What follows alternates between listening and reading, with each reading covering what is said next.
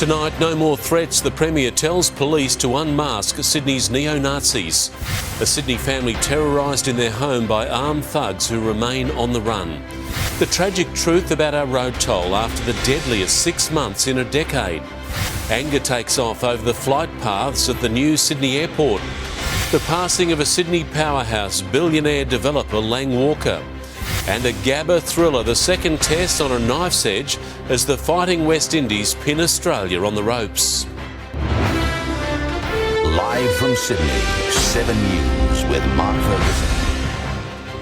Good evening. The Premier has ramped up his attacks on Sydney's neo-Nazis, giving police the green light to forcibly remove their hoods and masks to shame them in front of family, friends and colleagues.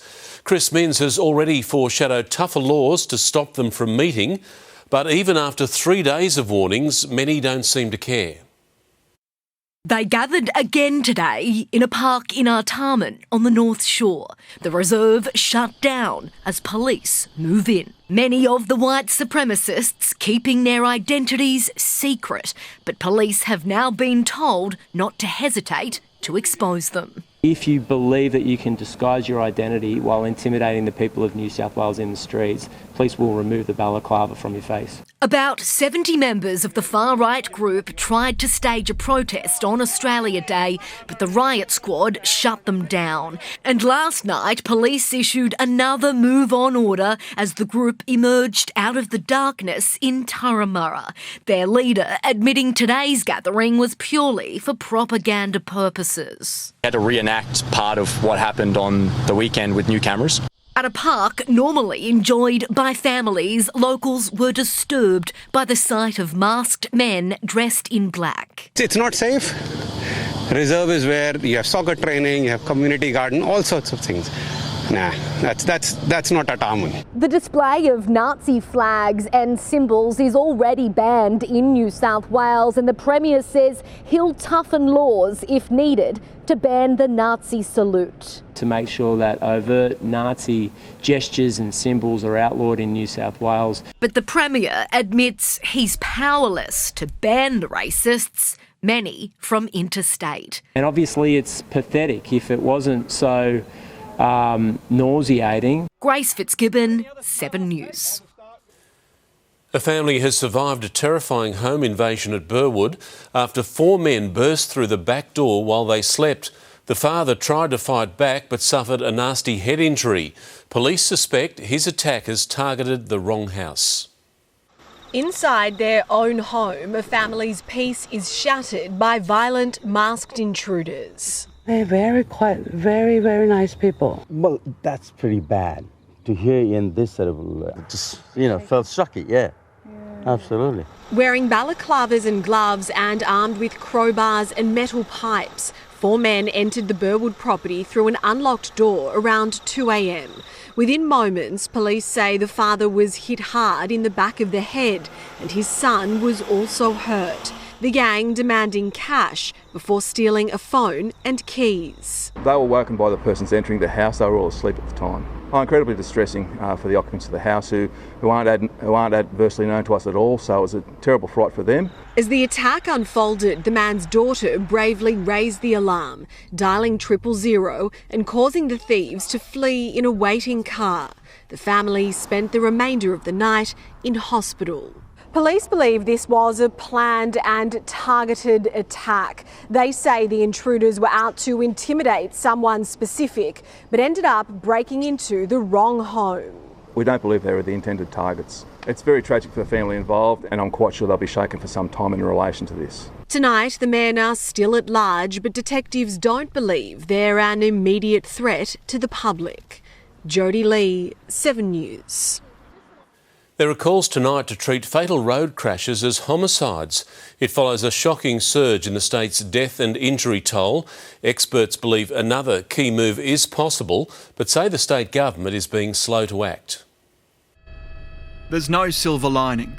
Australia's just had its deadliest 6 months on the road since 2010, with a new report showing deaths in New South Wales are up 25%. That's killing more than 100 Australians every month.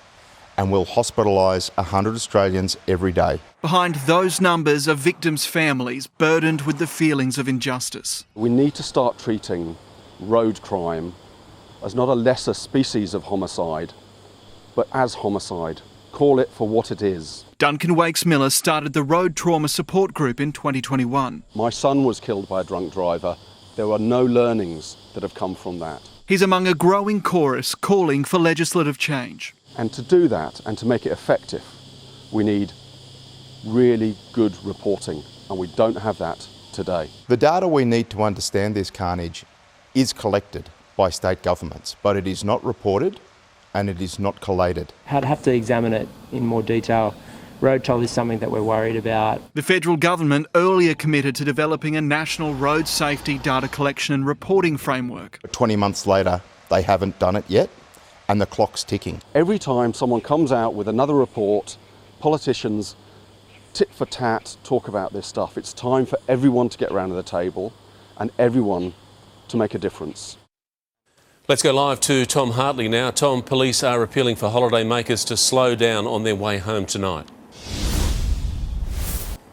Yeah, Mark, I think a lot of holidaymakers don't really have much of a choice, so especially on the M1 southbound. Have a look at these chopper pics we've got from our news helicopter at the moment. These are live, showing the area around Hornsby, Wahroonga.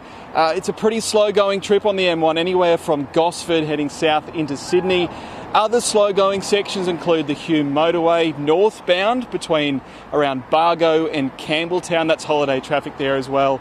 It isn't exactly a car park, but it is starting to crawl in a few sections, with a few bingles reported as well, but no serious accidents tonight just yet. And mark a reminder for anyone who is hitting the road this evening that double demerits are in force until midnight.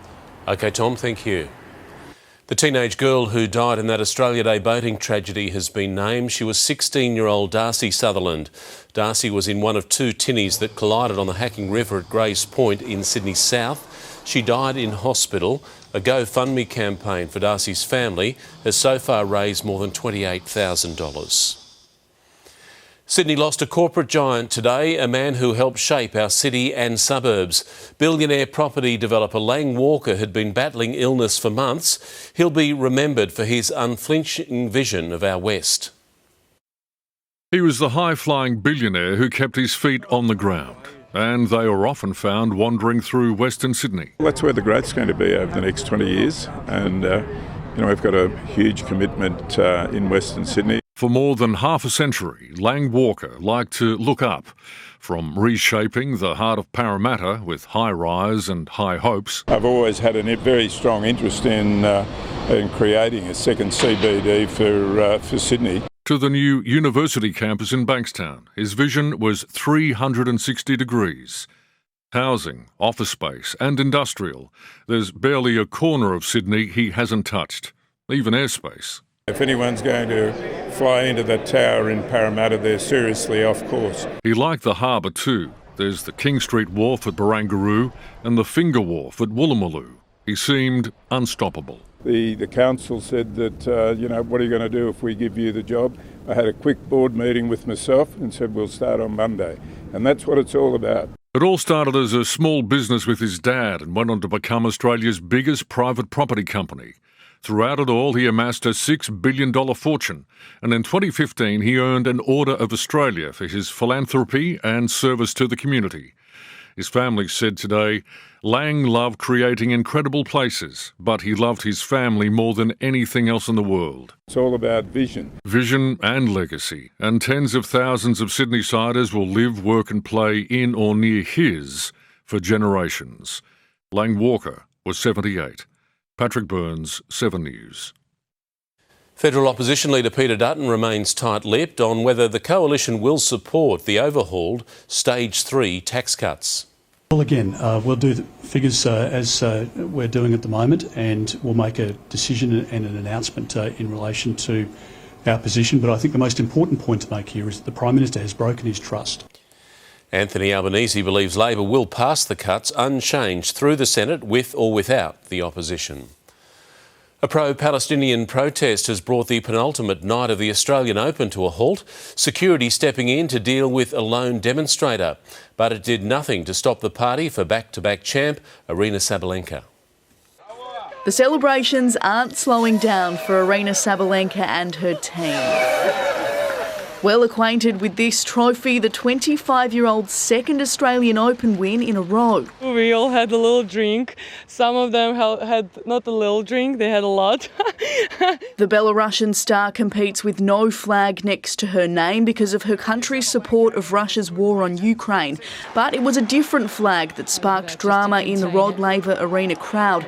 Play stopped when two protesters unfurled a Palestinian flag, albeit upside down, and chanted for all in the stadium and watching around the world to hear.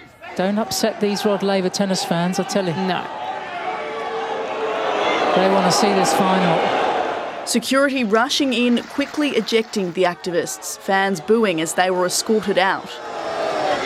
Anyone that comes in and disrupts the enjoyment of the fans or even any safety to the fans will be very quickly removed, and that happened last night. It's one of several protests at the Australian Open. Play halted in Alexander Zverev's fourth round win after a woman threw papers onto the ground in support of Palestine. The Tennis Australia boss clear on his message ahead of tonight's men's final. Tonight will be about entertainment, and we want our fans to come out and get some great entertainment, and anyone that plans on disrupting that won't be welcome. Kate Massey, 7 News. King Charles has spent a second night in hospital following surgery for an enlarged prostate. Europe Bureau Chief Hugh Whitfield is outside the private clinic in London where the King is recovering. Hugh, when is he expected to head home? Well, that's still unclear, Mark, but the King has received company, the Queen spending a few hours by his bedside before being seen driven away mid-afternoon here with somewhat of a smile. The King is said to be doing well after his procedure, with reports he has been working from his hospital bed. This, of course, is the same private clinic his daughter-in-law, the Princess of Wales, remains in after her planned abdominal surgery. Kate has just spent her 12th night in hospital. She's expected to be released in the coming days ahead of a long recovery at home. It's claimed Charles chose this hospital for his treatment rather than others nearby to keep costs down. Security measures were already in place for the Princess here. This hospital, the centre of royal life this weekend. Mark. Hugh Whitfield in London. Thank you. Anger continues to build over the noise that will come with the new Sydney airport. Residents have taken to the streets to voice their concerns, and the United Nations is so worried about the Blue Mountains, it's demanding a full report. Making some noise in the mountains today to fight the noise that's on its way from Western Sydney Airport and planned flight paths that'll put planes overhead. So these flight paths are coming in lower. We've got no curfew, which means we will have freight planes flying over. My daughter lives at Lilyfield. I know what it's like under a flight path. We live in a pretty quiet sort of suburban area, and, all of a sudden having planes over the top of you, no. And over a World Heritage listed area. 5 million tourists a year, 78,000 residents living here, some of the most pristine wilderness in Australia. Wildlife will be affected. The noise from aeroplanes will change migration patterns. The United Nations World Heritage Committee calling for a report on the airport's impact. Thousands already signing a petition. Page after page, 125 pages. Demanding a curfew and cap on flights like Sydney Airport. The people of Sydney's West and the Blue Mountains are being treated like second-class citizens. And they all vote. Penrith's mayor concerned about how early daytime operations will begin, and with the number of flights set to triple in 7 years. It does not talk about both runways and the future use within that runway. How do we plan for the future when we don't actually understand what that's going to look like? Community groups and local councils have made or are finalising their submissions. Wednesday is the deadline for the public to have its say. Paul Kanak, 7 News. Australia has a new Queen of Speed after a 19-year-old broke the nation's all-time record that had stood for 10 years. Tori Lewis's blistering time catapults her into Aussie sporting folklore and announces her on the world stage.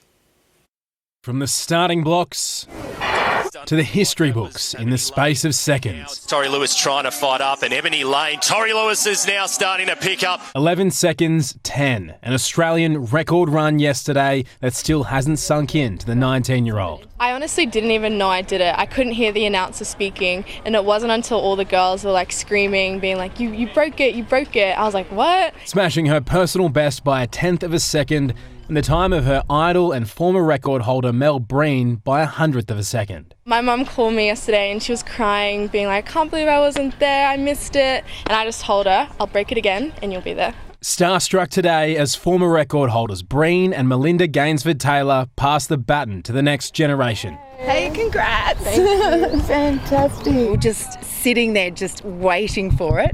And then when we saw the time of 11:10, we all just went berserk. The fact that my time is ahead of those women is just crazy to me. As astonishing as breaking the Australian record is, Tori thinks she's just getting started. She expects to hit her peak around the middle of the year, just in time for the Paris Olympics. Tori's main event is the 200 metres. The current record holder, none other than Gainsford-Taylor. People need to realise is how young she is. So there's just still so much development. I reckon my record could be well and truly in trouble. That and her fellow competitors believing she'll crack 11:07 and automatically qualify for Paris. Yeah. Yeah, I hope so. Ben Downey, 7 News. Time to check the weather now with Angie Asimus. Angie, another mild today. Mark, a comfortable finish to the long weekend. We reached a top of 28 degrees in the CBD and 29 was the maximum in our western suburbs. Temperatures remained above average through the northern inland, though. We reached a top of 37 degrees at Moree, 36 for Bourke. Despite a fair bit of cloud cover, wet weather today has eased significantly. In the 24 hours until 9 a.m, that's when we did see some decent falls, mostly through the northeast corner, with up to 80 millimetres, grading back to about 20 at Port Macquarie and just a light shower or two for Sydney overnight. There are some grey days to come this week. I'll tell you when the clouds are set to return later in the bulletin, Mark. See you then, Angie. Thank you. Retired teachers being lured back to the classroom after the break. A desperate plan to tackle the shortage as our worst hit school is revealed. A car erupts in a fire emergency in Sydney South. Donald Trump faces the public after a very costly court defeat. How to make sure the Rozelle asbestos debacle never happens again. And the new way to deliver an old message and reverse a deadly trend. Welcome back. A car erupted in flames in Sydney South this afternoon. The driver had to scramble from the vehicle in Rockdale just before 2:30. The fire brigade extinguished the blaze within 30 minutes. No one was hurt. The call has gone out to 2,000 former teachers to come back to work as our schools struggle with massive staff shortages. Across the state, classes are missing hundreds of teachers, with Western Sydney one of the worst hit regions. Parramatta's Arthur Phillip High, our first high-rise public school, promoted as a way of the future. It's now Sydney's most understaffed school in a statewide classroom crisis. Our teachers are under incredible pressure. New data revealing almost 2,000 full-time teaching positions were left unfilled last term. The shortage worst in Sydney's southwest, where schools were down 150 teachers. Almost as bad in nearby Blacktown, classrooms lacking more than 120 teachers. In Parramatta, 136. What we need is significant structural changes to the work of teachers, to indeed the pay of teachers. The Education Department has contacted more than 2,000 former teachers, asking them to consider returning and offering to waive their accreditation fees. We want to get them in front of kids, in front of classrooms, and lift our education results in the state. Public school teachers recently had their pay boosted from $113,000 to $122,000, but private schools pay as much as $140,000. And it's not just teachers. The state government is also desperate to recruit police officers and healthcare workers, offering financial incentives to help bolster our frontline services. There's over 400,000 public sector workers in the state, and sometimes there'll be an arm wrestle. Grace Fitzgibbon, 7 News. There are calls for tougher regulations of horticultural supply chains following the asbestos scandal at Rosehill Parklands. Contaminated mulch has also been found in parks and garden beds in other sites in Western Sydney. The New South Wales Greens say the Environmental Protection Authority should have greater oversight to monitor and track mulch to prevent asbestos contamination. Donald Trump has chosen his words more carefully following yesterday's giant damages decision against him. He made his first public appearance since a New York jury ordered he pay tens of millions of dollars, just one of his many legal fights. Firing up supporters in Las Vegas, the former president jokes about his laundry list of legal battles. You know, I got so many trials. I say, which one is it, sir? That's number 14. This after E. Jean Carroll, the New York columnist who won a sexual assault case against him, clinched an astonishing damages payout for Trump's comments about the case, $83.3 million US. Look at yesterday. Look at all this crap that's going on. Trump alluding to the payout. He initially called it ridiculous. Today, he appeared more cautious. Al Capone, the great gangster, he was indicted less than me.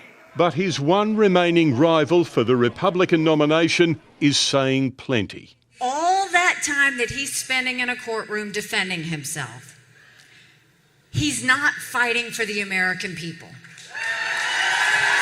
Nikki Haley telling supporters in South Carolina Trump's legal fights are harming America's interests. These court cases are going to go on for another year. And you know who sees that? Russia, China. This, as the lawyer who led yesterday's damages claim against Donald Trump suggests why the jury awarded such a big sum. Because that's what it takes to make a billionaire comply. All he really understands is money, and so you should award an amount of money that will make him stop. In the United States, Tim Lester, 7 News. It's the bad habit Australians can't seem to break up next. The new campaign to ditch tanning and save lives. The full extent of Houthi attacks on UK ships revealed. More funding and free health checks. Australian GPs make their demands. A stinking protest pile, a clear message from angry farmers. And breaking news from the Gabba as the Windies win in an absolute thriller. Welcome back in breaking news. One of the great test matches has just ended with the West Indies winning on Australian soil for the first time in 27 years. Paceman Shamar Joseph, playing in just his second test, took 7 wickets to bowl the Windies to victory. We'll have a full report very soon in sport. Doctors are calling on the federal government to provide greater funding for longer appointments. The Royal Australian College of General Practitioners has delivered a wish list ahead of the budget, saying GP visits need to be made cheaper for patients with complex illnesses. It also wants a free yearly health check for Australia's 5 million children. The demands have been costed at $3.5 billion a year. The UK has warned it reserves the right to strike back after a British-owned oil tanker was set ablaze by a missile fired by Houthi rebels off Yemen. It has again raised fears for the safety of commercial shipping in the Red Sea. The blaze caused by a Houthi missile strike hitting the Marlin Luanda off Yemen's coast. The fire burned for hours, put out with the help of the Indian, French and US navies. All have ships in the region. On board, the captain said thank you. The vessel was on fire and it was not a small fire, it was a huge fire. It's a loaded tanker and I hope people know that what happens if a tanker goes on fire, a loaded tanker. The US and UK have now launched a total of 9 strikes on the Houthi rebels, hoping to protect key shipping routes. Analysts fear the hit on the oil tanker is a sign the mission is failing. It's been proportionate and has markedly reduced the amount of attacks that occurred in the opening phases of these engagements. The Houthis claim they targeted this ship because of its links with the UK. The British government called it an intolerable and illegal attack. In London, Hugh Whitfield, 7 News. Farmers have staged what's been described as a stinky protest across France. Piles of agricultural waste were dumped at the gates of one government building as farmers continue their fight for better pay for their produce and protection against cheap imports. Tractors were also used to shut down long stretches of road and slow traffic, with angry activists threatening to block traffic around Paris over the coming week.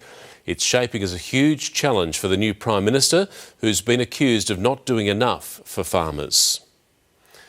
Shocking new statistics have revealed the extent of Australia's sun tanning obsession. 3/4 of young Aussies don't believe they'll develop skin cancer. A new campaign launching tomorrow is aiming to reverse that deadly trend.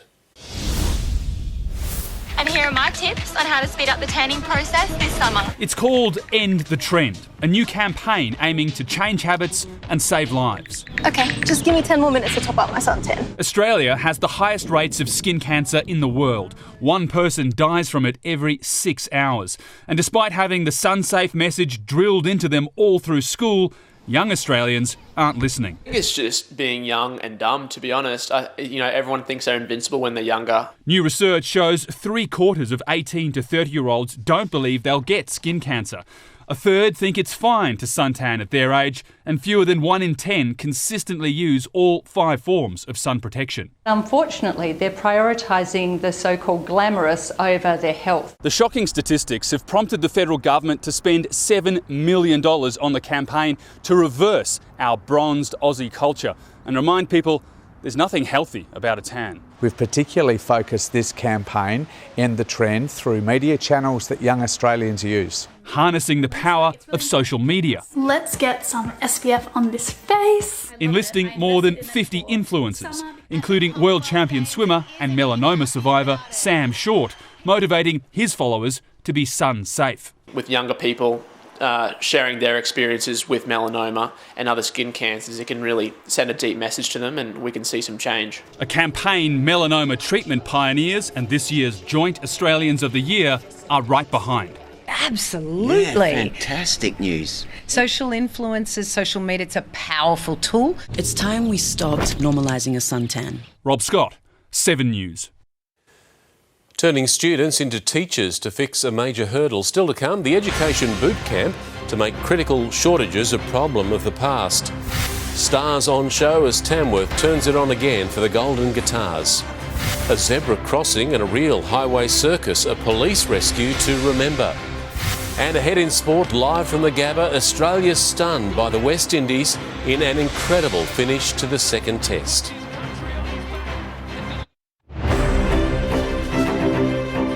Welcome back. 2 major car manufacturers have issued recall notices over serious safety defects.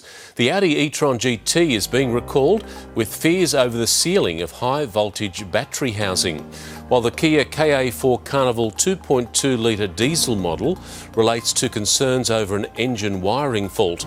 Owners are advised to contact their dealers for repairs. It's been a night of golden guitars and glamorous stars gathered in Tamworth for the Country Music Awards, and for some, getting to the winner's stage has been a lifelong journey. Glitz, glamour and cowboy boots. This is the Tamworth red carpet with a distinctive country twist. From big names... There's nothing like it. There's nothing like it anywhere on this planet. ...to stars in the making. The buckle is a buckle I won in 2011 and the boots are Corrals and the socks and jocks are Bonds. This was a night for performers to steal the stage. And a chance to add a coveted golden guitar to the mantelpiece. The golden guitar goes to Brad Cox. The winner of the Female Artist of the Year is Kaylee Bell. I started singing when I was 4 years old with my brother and sister. Husband and wife duo Felicity Urquhart and Josh Cunningham took home 3 awards, including Best Song and Single. It's just such a great honour to stand here with my family. While the Wolf Brothers won Album of the Year. The quality of Australian country music right now is the best we've sort of felt it's ever been. As visitors leave Tamworth, they'll drive by this unmissable landmark, not only a symbol of the town's deep connection to country music, but also a reminder for aspiring artists that they can achieve their dreams and maybe one day win their very own golden guitar. All I had was a dream, and I work really hard, and I hope that you know that you guys can do this too. Amy Clements, 7 News. There's a dead heat when it comes to the winner of New South Wales' most popular baby names. In 2023, Isla and Amelia couldn't be split as the favourite names for girls. Isla only entered the top 100 in 2008 and has quadrupled in popularity since then. For boys, it was no big surprise at the top. Oliver coming in first for the 10th year in a row, with Noah second for the 5th straight year. How's this for a zebra crossing? A US highway has turned into a complete circus when local police were called in to rescue camels and zebras. The animals had been forced to flee their trailer when it caught fire and were rounded up after roaming the closed road. Officials were happy to report that no four-legged friends were injured, although 2 officers were checked for smoke inhalation. A long-term solution to that teacher shortage crippling our schools just ahead, the program turning students into educators, and it's getting bigger every year. Why the future is looking bright, don't miss that story soon on 7 News. But now Mel has sport from the Gabba. Hi there, Mel. What an incredible finish to the second test. Fergo, it was absolutely brilliant. We're still catching our breath. One of the most amazing tests ever played in this country. The West Indies stunning Australia here at the Gabba, and it was all thanks to a new hero of the Caribbean. Coming up in sport, in just his second test, Shamar Joseph puts on a bowling performance for the ages, tearing through Australia to end the Windies' 27-year drought down under. And the secret weapon that made Arina Sabalenka a dual Australian Open champion.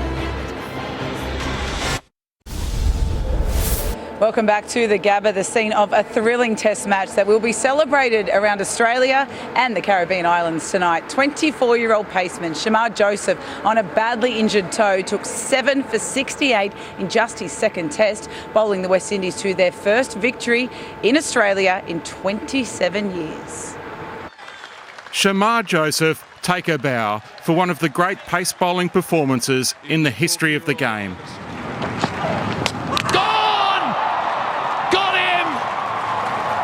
Shamar Joseph puts his country on his back and delivers the West Indies one of their most famous test victories ever. Even more remarkable after where Shamar comes from and what happened last night.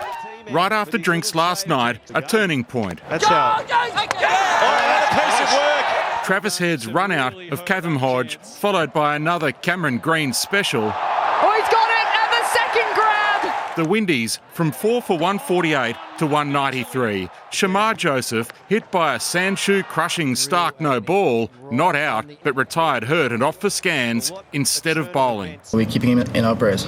Chasing 216, Steve Smith, the opener, cut loose. Rocking back, slashing. But lost Kawaja for 10. There's a nick, caught down the leg side. Marnus Labuschagne. Well squared up. 5 and a centuryless summer. Back today, covers off but dark clouds hovering, 156 to go. Cam Green got going as a number 4 before Joseph returned, cleared to bowl. Oh, cleaned him up. Those Windies prayers answered. Next ball, Travis Head. Well, that is a terrific delivery. He's bowled him. The 24th king pair in Test history, no hat-trick, Smith's first 50 as an opener in between, all the chaos. Out. Gone. Mitch Marsh for 10, juggling and jumping for joy. Alex Carey for 2.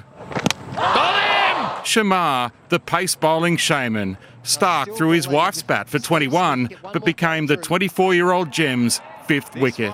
Big moments, catch taken. 5 for 51 in 41 balls, busted toe, second test, 7th first-class game. Joseph's remote upriver Guyanan village of 350, watch on black and white TVs. Add the Australian captain to his victims. Edge taken!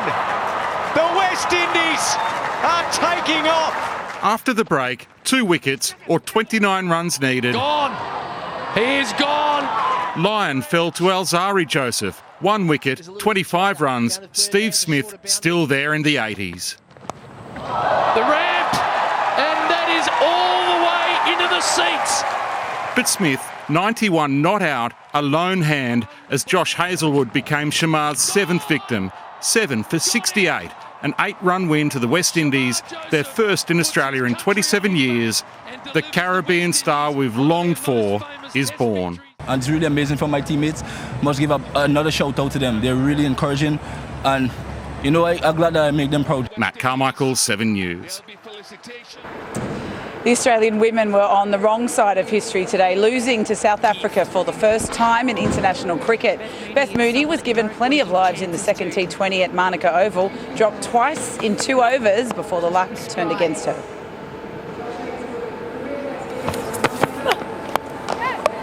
Oh, can you believe it?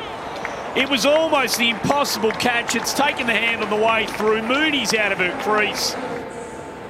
Australia's total of 6 for 142 never looked enough on a good batting pitch. The tourists winning by 6 wickets with an over to spare. Game 3 is on Tuesday night in Hobart. Well, dancing, relaxing and just having fun. They are the secrets, Aryna Sabalenka says, led to her winning a 2nd straight Australian Open title. The Belarusian bulldozed China's Zheng Qinwen in straight sets, completing one of the most dominant tournaments in history. The Queen of the Australian Open. A reign well worth celebrating. I can say that the second one was the easiest one. No, it's still hard. Aryna Sabalenka, the first back-to-back women's champ in 11 years, built off just having a good time. Off the court, just like try to forget tennis life and stay away from it. And then as soon as I'm on the court, like I'm full on. Zheng Qinwen learned that the hard way. Unable to take a set off the big-hitting Belarusian like all before her. The only thing that could stop her... Thank you. Please. A pro-Palestine protest, temporarily halting the final, only delaying the inevitable. Sabalenka defends the title. Yvonne Goolagong-Cawley handing over the trophy, quickly becoming a prop for Sabalenka's dance moves. We started the tournament with the dance and we finished the tournament with the dance. For the 3rd straight year, a local name on the men's doubles trophy. Matt Ebden winning with 43-year-old Rohan Bopanna, now the oldest Grand Slam champion. I have the oldest partner on the tour, I think. Like, guys, and? Like, watch how the guy plays tennis. Like, what does age have to do with it? James Manton, 7 News. Undefeated since mid-November, the Mariners' A-League Championship defence is right back on course. 2-0 over the Raw in Gosford last night to go into the top 3. Torres doesn't need anyone, and he gets the goal. In Campbelltown tonight, MacArthur were level with Perth Glory 1-1 late in the second half. Before starting the Asian Cup knockout stages against Indonesia tonight, Graham Arnold's digging into his motivational playbook. The mindset, and that is the Aussie DNA, the Aussie way. And that's we fight till we drop. That's important. They say Mitch Duke is over his hamstring injury to face the world number 146 ranked nation. 6th-tier club Maidstone United pulled off one of the biggest upsets in FA Cup history, a 2-1 4th-round win over championship contenders Ipswich Town. Oh yes! Unbelievable! They're not going to lie down. Scarcely believable. Maidstone sit 4 divisions and 98 places below Ipswich in English football's pyramid. The celebrations proving too much for this fan, falling off the 2nd tier. Oh dear. The perfect start to an Olympic year for our rugby sevens teams, both making tonight's gold medal matches at the Perth Sevens. The Aussie men beat Fiji 22-7 to book a spot against Argentina, impressing new and injured teammate Michael Hooper. The Australian women were untouchable against the USA 24-7. Has she got enough in the tank to take it the distance? Look at little Donny the toy go! They will face Ireland in the decider. Fergo Shamar Joseph, none of us will forget the name. He's destined for great things. He's not the only one, but unbelievable scenes here today. And the Aussies, the clean sweep, it's off. It's not happening. But it was a brilliant test summer, really, and congratulations to the Windies. Yeah, what an afternoon. Test cricket at its very best, Mel. Thank you. Yep. Thanks. The tables are turning for high school students with a hands-on program unveiled on how to teach. With those new figures on a teacher shortage today, it promises to encourage more students to take up a career in the classroom. A lesson in teaching. These high school students are training up to educate. All the people I've looked up to in my life have been my family as well as my teachers. They really build you up. The teaching profession is very outstanding, really. Teenagers taken through a week-long intensive teaching boot camp, preparing our next generation of educators for anything their future students throw at them. They're teaching you all different teaching styles and how students differ from other students. 10 years ago, Macquarie Fields teacher Perry Celestino started the Future Teachers Club. From just 50 students, he's recruited more than 1,400. It gives them the opportunity to plan, deliver and observe and evaluate. This step up into teaching program at the Australian Catholic University means students here are getting university credit without the HECS debt and starting a teaching degree while they're still in high school, a solution to fill shortages across the state. Teachers are leaving the profession, that's the worst thing. The program has expanded to regional areas like Armidale. The hope is within the next 5 to 10 years, all universities across the state will be involved. It's been so rewarding to be parts of these communities. We want people in this thing that are good, that love it. It's a passion, right? It's a culture. Angelique Opie, 7 News. Now Angie's back with the forecast. Ange, how's the working week looking? Mark, the run of milder days is here to stay, but skies will be grey for a significant portion of the week. Details next. 27. An incredible upset of Australia, winning the second test by just 8 runs at the Gabba. Premier Chris Minns is threatening to unmask Sydney's neo-Nazis after police shut down another gathering today. And Sydney billionaire property developer Lang Walker has died after a months-long battle with illness. He was 78. Now here's Angie with the latest on Sydney's weather. Thank you, Mark. It has been an overcast day in Sydney, but we recorded very little in the way of wet weather, just a sprinkle in parts, but mostly less than a millimetre. The top in the CBD, 28 degrees. That is 2 above the January average. But after those highs in the 30s for Thursday and Friday, it felt quite manageable. Tops in the high 20s were the trend across the metro region. A little bit cooler at Terry Hills with 25 and Katoomba managed 24. The satellite image shows ex-tropical cyclone Kirrily producing heavy showers and storms over Queensland. A trough also extending down into New South Wales is fueling wet weather over northeastern parts of our state. Tomorrow that trough will move further westwards, deepening over inland parts and extending to the south coast by evening, but most centres will remain settled. We're not expecting too much rain.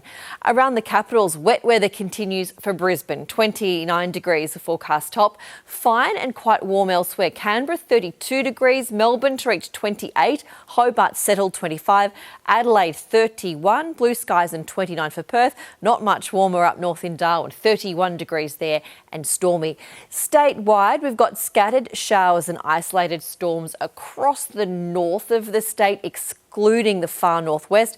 Fine and mostly sunny elsewhere, with some warm temperatures extending further south. Griffith 37 degrees, Wagga on track for 35 and a top of 28 for Wollongong. For the metro region, no significant change. Cloudy tomorrow. Northeasterly winds with warm overnight and daytime temperatures just ahead. Penrith and Richmond should get to 33 degrees, 29 the forecast top on the beach at Manly, and even Katoomba to reach 28. On the water, easterly winds to 15 knots early, shifting to the northeast before dawn, reaching 20 knots. Back in the CBD, 21 the forecast low, top of 29, several above the long-term average. It is going to be overcast, but staying fine. To the week ahead, couple of showers back in the mix for Tuesday and Wednesday, just a few millimetres. Cloudy Thursday. Friday's our next day with blue skies, 30 in the CBD, 35 in our west, and the weekend looking fairly comfortable at this stage. So importantly, a long break from those heatwave conditions, Mark. Looking pretty good. Manageable. Thanks, Angie. Before we go, here's a look at a special report we have for you tomorrow night. Monday on 7 News, your back-to-school travel guide. The last-minute rush to get our roads ready for the school traffic surge. roadworks, speed traps and changes to public transport from the west to the Warringah Freeway. How to avoid the gridlock. 7 News with Mark Ferguson, Monday. That is 7 News for this Sunday. We'll have updates for you throughout the evening, and Sunrise is on from 5:30 tomorrow morning. I'm Mark Ferguson from all the team. I hope you have a great night. Stream 7 News anytime, live and on demand on 7 Plus. And with 7news.com.au, you'll know the news now.